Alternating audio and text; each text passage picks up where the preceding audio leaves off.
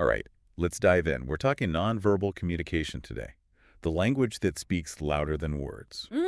Fascinating stuff. Yeah, and we're going deep with Joe Navarro's book, Louder Than Words. Right, right. Blending those FBI counterintelligence secrets with practical stuff we can all use. Exactly. So picture this. You walk into a room, any room, Okay.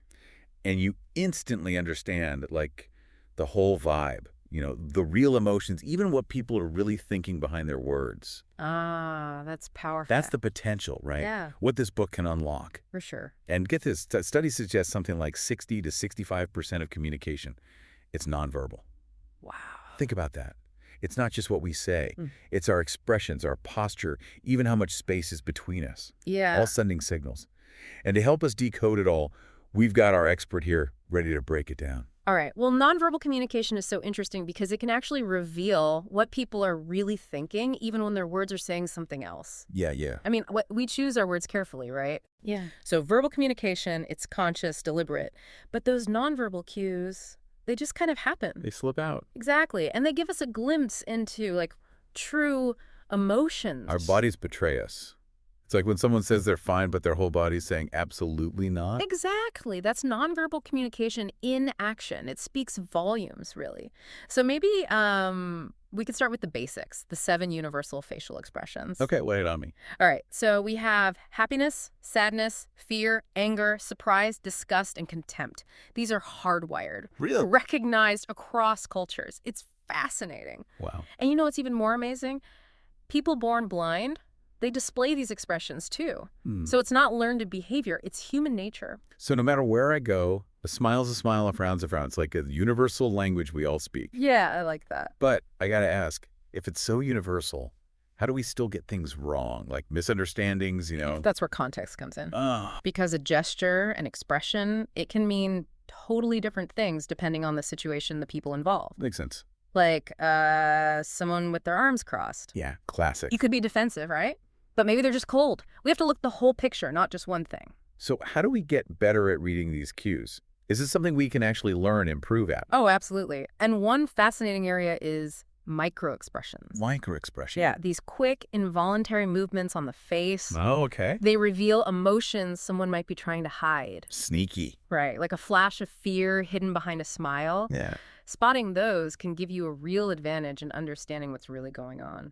Sounds like something straight out of a spy movie. Well, Joe Navarro, he honed those skills at the FBI. They were critical for, detecting deception. Right. But I'm guessing it's not just for FBI agents. This has got to apply to everyday life too, right? Of course. Let's say you're negotiating something, right?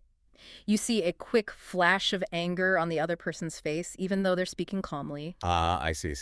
That could mean they're not happy with the deal, maybe a sign for you to change your approach a bit. So it's not just about what they're saying.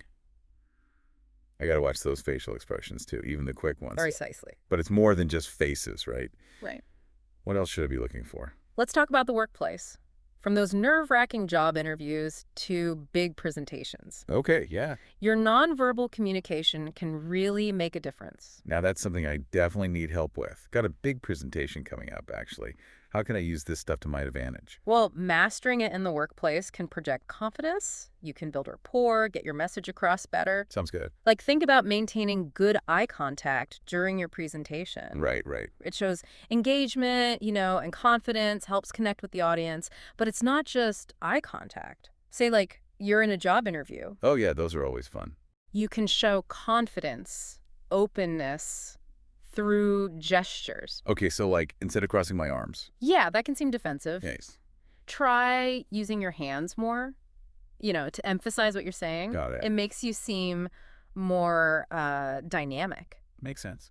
And when the interviewer's talking, try subtly mirroring their body language. Oh, interesting. It creates a connection, understanding, makes them feel comfortable. Oh, that's clever. I've always wondered about personal space. Yeah, Such a natural thing. it is. But I bet there's all sorts of cultural differences too. Oh, absolutely. We've all got that, invisible bubble around us. Yeah. Our personal space. Our comfort zone. Right. And when someone crosses it, it feels, well, intrusive. Totally. Like, think about when someone stands way too close in line. Yeah. Makes you cringe. That's your personal space being violated. Exactly. It's funny how we, instinctively step back Right. or shift our weight, anything to get some space. Exactly. Now imagine being the person who does that without realizing it. Oof. So knowing these zones, you can avoid those awkward moments. You build better rapport. Right, right. And it's fascinating, these boundaries. They can be so different in different Oh, cultures. yeah, for sure. What's polite in one place might be like totally rude somewhere else. So being observant, picking up on cues, it really helps. Yeah.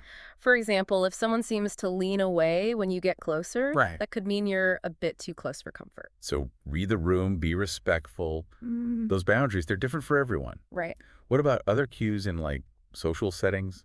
I'm always unsure about eye contact. Ah, yes. How much is enough, but not too much, That's a key one. A lot of cultures, eye contact shows respect, you're engaged. Right. But you're right, there are variations. Some places, too much can seem aggressive. Okay. A good rule of thumb, aim for like 60–70% eye contact in a conversation. 60–70%. Got it. It shows you're present, interested, not overwhelming. So finding that balance, reading those cues, adjusting as you go. Exactly. I'm also curious about touch. Is there ever a time for it in social situations? Touch.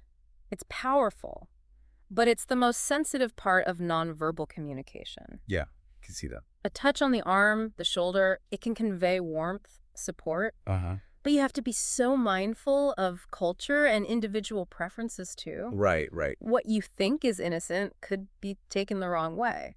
Better safe than sorry then. But how do you know when it's okay? Watch their body language. Are they open or do they seem hesitant? Okay. If they lean in, seem comfortable, a brief touch might be all right, enhance the connection. But if they pull away, close themselves off, respect that boundary. It's like walking a tightrope sometimes. It can be, but remember, social intelligence isn't just reading others. Oh, right. It's being aware of your own signals, too. Oh, yeah. Like, if you fidget, avoid eye contact. Yeah, Others might see that as disinterest, even if it's not. that's a good point. I never really thought about my own habits like that. How do I become more aware of them? Start by observing yourself. Next time you're socializing, pay attention to how you're standing, sitting. Okay. Are you slouching? Or sitting up straight? What are your hands doing? Fidgeting? Resting calmly? Practice in a mirror? Even record yourself talking. You might be surprised what you see. I bet I slouch way more than I realize. I gotta work on that. Yeah. So being aware of my own cues is just as important as reading other people's, huh? Absolutely. What else from the book can help me, like, master my own nonverbal communication? I'm ready. Give me the tools. I want to project the right message. It's like having a secret weapon. Right. Totally. So let's start with posture. Standing tall, shoulders relaxed, not slouch. It shows confidence. Right, right. But it also affects how you feel about yourself. So no more hunching over my laptop. Exactly. Imagine a straight line, head to hips.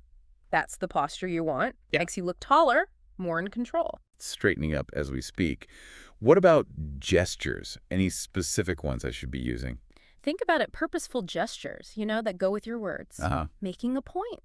Use your hands to emphasize it. Open palms usually mean honesty, openness, but pointing, that can be aggressive. It's not about just like waving your arms around. It's deliberate. Okay, yeah, makes sense. Be intentional, aware of what my body's saying. Does the context, like, change things up? Oh, absolutely. A thumbs up's great for casual stuff. Right.